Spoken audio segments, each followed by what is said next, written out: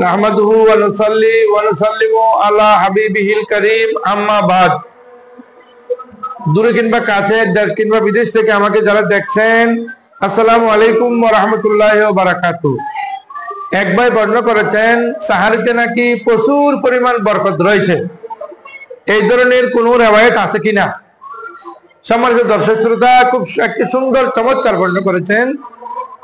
সাহারি রমজানে রোজাদারা রাখেন, তারা একটু দুর্বল হয়ে যেতে চায়। অনেক সময় সাহারি না খেয়ে যদি দিনের বেলা রোজা থাকতে চায়, এটা তারা দুর্বলতা প্রকাশ পায়, তখন দিনের বেলায় সঠিকভাবে ইবাদত করতে পারে না। হ্যাঁ, অবশ্যই এই জন্য রাসূল করিম সুন্নাত করে দিয়েছেন সাহারি খাওয়া। সাহারি খেতে হবে। সাহারি খেলে মানুষের শক্তি থাকে, মানুষ দিনের বেলা ইবাদত করতে কোনো ডিস্টার্ব হয় না, অসুবিধা হয় না। এই জন্য সাহারি খাওয়া রাসূল করিমের সুন্নাত। আল্লাহ রাসূল ইরশাদ করে, হযরত আনাস বিন মালিক রাদিয়াল্লাহু তাআলা আনহু, যিনি রাসূল করিমের 10 বছর খাদেম ছিলেন, তিনি বলছেন যে রাসূল করিম ক্বালা রাসূলুল্লাহ সাল্লাল্লাহু আলাইহি ওয়াসাল্লাম, আল্লাহ রাসূল ইরশাদ করেছেন, তাসাহারু ফা ইন্না ফিস সুহুরি বারাকা। রাসূল করিম বলছেন, হে আমার সাহাবীরা, তোমরা সাহারি গ্রহণ করো। হে মুমিনিন মুমিনাত, আমার উম্মতের নরনারীরা, তোমরা সাহারি গ্রহণ করো। সাহারি খাওয়া ভালো। সাহারির মধ্যে অনেক বরকত রয়েছে, অনেক ফজিলত আছে। তোমরা সাহারি খেতে থাকো। এটা বুখারী মুসলিমের হাদিস।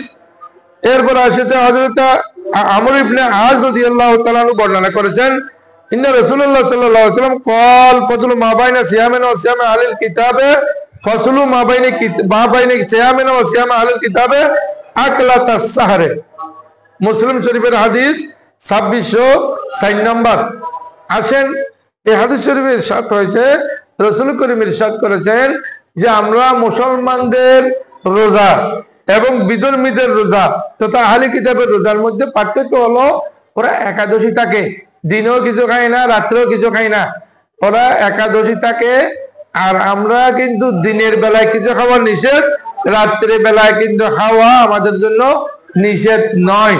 সুতরাং আমরা রাত্রের বেলায় খানা খেতে হবে, ভোর বেলায় খানা খেতে হবে, ভোর রাত্রে খানা খেতে হবে। সুতরাং আল্লাহ রাসূল অন্য জায়গায় ইরশাদ করেছেন, ক্বালান নবী সাল্লাল্লাহু আলাইহি ওয়াসাল্লাম, ইন্নামা মা'আশারাল আমবিয়া আমরানা নাতআন তা'আজ্জালা ফিতরানা ওয়া তুআখিরা সাহুরানা।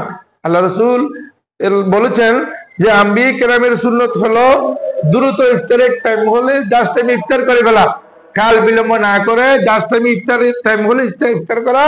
সাথে আল্লাহ রাসূল বলেছেন যে একটু সাহারিকে দেরি করে খাওয়া।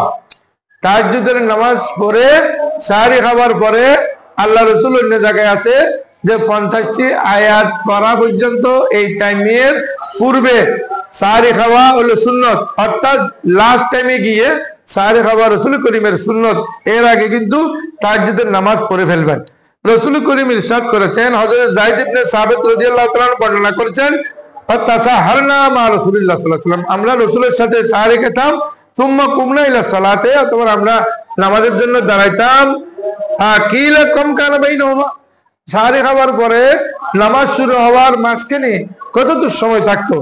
তো তখন বলতেছেন ক্বালা কদরু 50 আয়া, যে আমরা এই সাহারি খাওয়ার পরে মাঝখানে সময় পেতাম প্রায় 50টি আয়াত পড়া পর্যন্ত। অর্থাৎ সাহারি খাবার পরে 50টি আয়াত পড়তে যে সময় লাগে, অতদূর সময় বাদ দিয়ে অতদূর সময় আগে আপনার সাহারি খাওয়া 50টি আয়াত পড়তে পারে মতো সাহারি খাবার পরে ওই টাইম বাদ রেখে সাহারি খাওয়া রাসূল করিম সাল্লাল্লাহু আলাইহি ওয়াসাল্লাম সুন্নাত।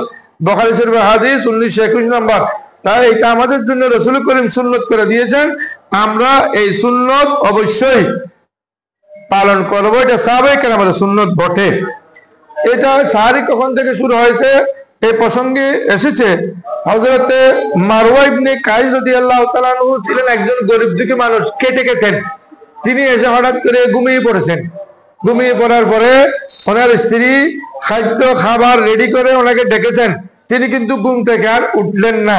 পরের দিন রোজা রাখতে অনেক কষ্ট হয়েছিল। এরপরে আল্লাহ রাব্বুল আলামিন রাত্রে বেলায় খানা পিনা খেতে পারবেন, কুলু ওয়াশরাবু বলে আল্লাহ জায়েজ করে দিয়েছেন যে রাত্রে বেলায় খাবার খাওয়া যাবে।